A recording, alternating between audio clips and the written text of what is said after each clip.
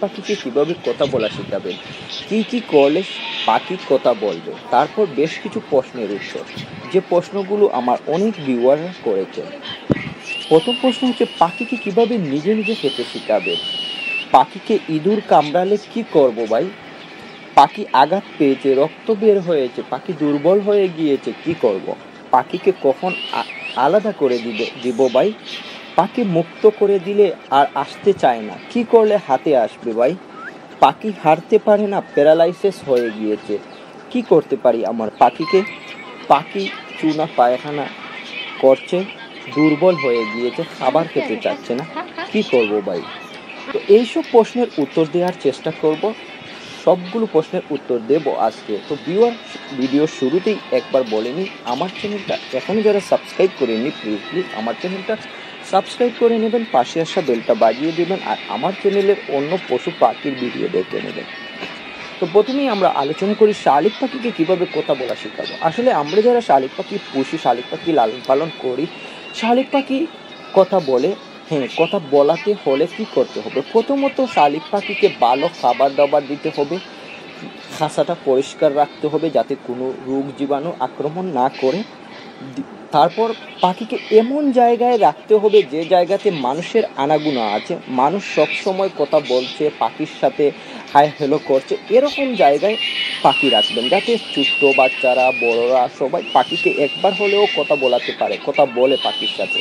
আর আমরা যারা পাখি পুষি, শীষ দিই, শীষটা সবাই দেই। অনেক পাখি হয় ও শুরু থেকে যখন আমরা শীষ দিই, এই পাখিরা শুধু শীষটাই দিতে পারে, আর কিছু বলতে পারে না। তো আমরা যখনই পাখির সামনে যাব, তখনই পাখিকে যে কথাগুলো শেখাতে চাই, সে কথাগুলো পাখির সামনে বেশি বেশি বলবো।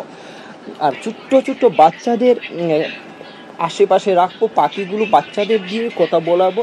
হয় কি, এই বাচ্চাগুলোর কথাগুলো কপি করতে চায় পাখিগুলো। তো এমন জায়গায় পাখি রাখতে হবে যে জায়গাতে মানুষের আনাগোনা আছে, এবং বেশি বেশি করে পাখির সামনে গিয়ে কথা বলতে হবে। যেমন যে কথাগুলো আপনি বলাতে চান, যে কথাগুলো আপনি শেখাতে চান, সেই কথাগুলো বেশি বেশি বলতে হবে। আর পাখি যখন কথা বলা শুরু করে দিবে, একটু একটু কথা বলবে, একা একা কথা বলবে, তখনই আপনি বেশি বেশি কথা বলেন পাখির সামনে, তাহলেই পাখি কথাগুলো শিখে নেবে। আর আরেকটা কাজ করবেন, পাখি যখন কথা বলা শুরু করে দিবে, তখন পাখিকে খাঁচার ভিতরে আঙ্গুল দিয়ে টুকর দেওয়ার চেষ্টা করবেন যাতে পাখিটার রাগ হয়। আর যে পাখিগুলো রাগী থাকে, সে পাখিগুলো কথা বেশি বলে। এমন কিছু করতে হবে কথা বলা শেখার সময় পাখিকে, যে পাখি আপনার আঙ্গুলে টুকর দিতে চাচ্ছে, আপনার হাতে রেগে গিয়ে টুকর দিতে চাচ্ছে, এরকম রাগী পাখিগুলো কথা বেশি বলে। তো আশা করি বুঝতে পারছেন কিভাবে পাখিকে কথা বলা শেখাতে হবে। তারপর বেশ কিছু প্রশ্নের উত্তর। একজন ভাই প্রশ্ন করেছেন, পাখিকে নিজে নিজে কিভাবে খাবার খেতে শেখাবো। এর জন্য আমি একটা ভিডিও দিয়েছি ভাই, ওই ভিডিওটা আপনি দেখে নেবেন, দেখে নিলে ভালোভাবে বুঝতে পারবেন। তারপর আমি একটু বলি, আপনার পাখি যখন একটু একটু খাবার খেতে শিখে যাবে, ঘাস ফড়িং হাত থেকে নিয়ে খাবে, বা ব্রয়লার ফিড হাত থেকে নিয়ে। একজন ভিউয়ার কমেন্ট করেছেন, আমার পাখি ঘাস ফড়িং খাচ্ছে নিজে নিজে, কিন্তু ব্রয়লার ফিড খাচ্ছে না।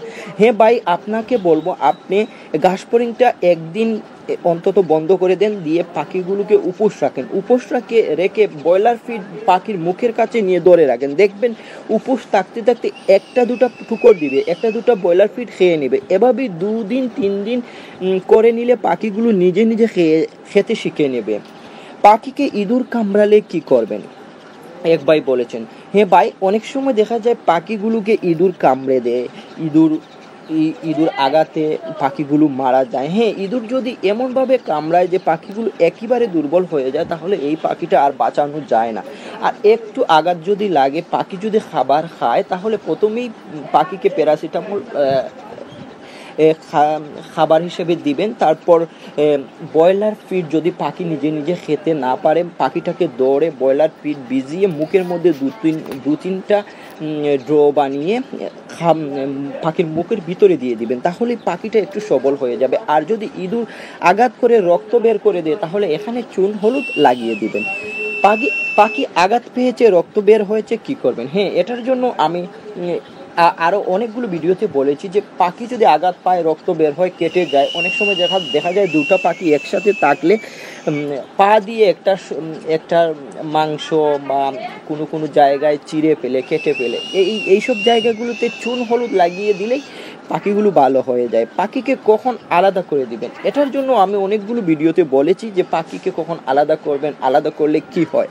পাখিগুলোকে তখনই আলাদা করে দিবেন যখন পাখিগুলো নিজে নিজে খেতে শিখে যায়, তখন আলাদা করে দিবেন। আর পাখি মুক্ত করে দিলে আসতে চায় না। আরো একজন ভাই বলেছেন, হ্যাঁ ভাই, আপনার পাখি যখন ছোটবেলা থেকে আপনি লালন পালন করবেন তখন পাখিগুলোকে একটু ছেড়ে দেন, একটু হাসাতে রাখেন, আপনার হাতে খাবার নিয়ে পাখিকে আপনার পিছে পিছে ঘুরান, আপনার কাঁধে রাখেন, আপনার মাথায় রাখেন, আপনার হাতে রাখেন, পাখিকে একটু বনে নিয়ে যান, বাড়িকে ঘুরেন হাতে নিয়ে, পাখি দেখবেন আপনাকে চিনে যাবে। আর এমন কিছু করবেন না পাখি আপনাকে ভয় পায়। অনেক সময় দেখা যায় আমার সময় কম, পাখিকে মুক্ত অবস্থায় ছেড়ে দিয়েছি, জাপটি মেরে দৌড়ে পাখিকে খাসায় ভরে দিই, তাড়াতাড়ি আমি অন্য জায়গায় যেতে হবে। এই জাপটি মারি দৌড়াই পাখি আপনাকে ভয় পেয়ে যায় আর পাখি আপনার কাছে আসতে চায় না। এমন কিছু করবেন না যাতে পাখি আপনাকে ভয় পায়। পাখি হারতে পারে না, প্যারালাইসিস হয়ে গিয়েছে, কি করব ভাই? হ্যাঁ ভাই, এটার জন্য আমিও একটা ভিডিও তৈরি করেছি, আর ওটা কি ওষুধটা দিতে হবে সেটাও এই ভিডিওতে দেখিয়েছি। এই ভিডিওটার টাইটেল এমনই দিয়েছিলাম আমি, থায়াবিন কি। এই থায়াবিনটা 1 গ্রাম 1 লিটার পানিতে 3 থেকে 5 দিন খাওয়াবেন, দেখবেন আশা করি ভালো হয়ে গিয়েছে পাখিটা। আরও একটি বেশ প্রশ্ন এসেছে, এই প্রশ্নটা অনেক ভিউয়ার করেছেন যে পাখি চুনা পায়খানা করছে, পাখি দুর্বল হয়ে গিয়েছে, আমার পাখি খাবার খাচ্ছে না, কি করব ভাই? হ্যাঁ ভাই, আপনার পাখি যখন চুনা বিষটা বিটবে অথবা চুনা পায়খানা করবে, খাবার খাওয়া কমিয়ে নেবে, জিম বাপ থাকবে পাখি, তখন আপনি সিপ্লু 1 মিলি 1 লিটার পানিতে 3 দিন খাবার দেন। আর আপনার পাখি যদি একেবারে দুর্বল হয়ে যায়, মুখে খাবার খেতে না পারে, তাহলে আপনি পাখিটাকে দৌড়ে ব্রয়লার ফিড ভিজিয়ে মুখের মধ্যে খাবার ঢুকিয়ে দেন। 2-3 দিন এরকম করলে দেখবেন সিপ্লু আর এই খাবার খাওয়ার পর পাখিগুলো সুস্থ হয়ে গিয়েছে। তো আশা করি আজকে আমি আপনাদের সবার প্রশ্নের উত্তর দিতে পেরেছি। তারপর আরো কিছু কথা বলি, আমরা যারা পাখি পুষি, পাখি লালন পালন করি, আমরা আসলে যখন বাচ্চাগুলো আপনার হাতে আসে, আপনার হাতে খাবার খায়, ততক্ষণ পর্যন্ত পাখির প্রতি মায়া থাকে, ভালোবাসা থাকে। আর পাখি যখন নিজে নিজে খাবার খেতে শুরু করে দেয় তখন পাখির প্রতি আর ভালোবাসা থাকে না। পাখি এই সকালে একবার খাবার দিলাম আর বিকেলে একবার খাবার দিলাম, এই হয়ে গেল, তখন আপনার পাখি আপনাকে ভুলে যায়, আপনার কাছে আসতে চায় না। হঠাৎ একদিন পাখি যদি ছুটে যায়, মুক্ত হয়ে যায়, তখন এই পাখি আর আপনার হাতে আসে না, আপনার খাসাতে আসতে চায় না। আর এই পাখিগুলো হয় কি, মুক্ত থাকলে মুক্ত অবস্থায় উঠতে পারে না, ভালো উঠতে পারে না, অন্য পাখিগুলোকে আঘাত করে নেয়। প্রথমেই যদি পাখি কোনোভাবে আঘাতপ্রাপ্ত হয়, পাখি কেটে যায় বা শরীরে ব্যথা অনুভব হয়, শরীরে তাপ, জ্বর চলে আসে, তখন প্যারাসিটামল পাখিকে প্রথমেই খাবার হিসেবে দিবেন। অনেকে বলেন চিকা বা ইঁদুর কামড় দিয়েছে, কি করব ভাই, এর চিকিৎসা কি? এর একটাই চিকিৎসা, চিকা বা ইঁদুরের কামড়ে বিষ আছে, আর এই বিষটা পাখি সহ্য করতে পারে না, অনেক পাখি মারা যায়। তো আমরা এমন জায়গায় খাসাগুলো রাখবো যে জায়গাগুলোতে চিকা বা ইঁদুর বা বিড়াল পাখিগুলোকে আক্রমণ করতে না পারে। আমরা একটা পাখি, মায়ার পাখি যখন আঘাতপ্রাপ্ত হয়ে যায় বা মারা যায়, তখন আমরা অনেক কষ্ট পাই। আর এটা যদি আমরা আগে থেকেই ব্যবস্থা করে নিই, আমার পাখি এমন জায়গায় থাকবে যে জায়গাতে ইঁদুর বিড়াল আক্রমণ করতে পারবে না। আর আমরা কখনোই, আরেকটা কথা বেশি আমি বলি, আমরা কখনোই পাখিকে এমনভাবে ধরতে চেষ্টা করব না যে পাখি আপনাকে ভয় পেয়ে যায়। এটা আমি অনেক ভিডিওতে বলেছি।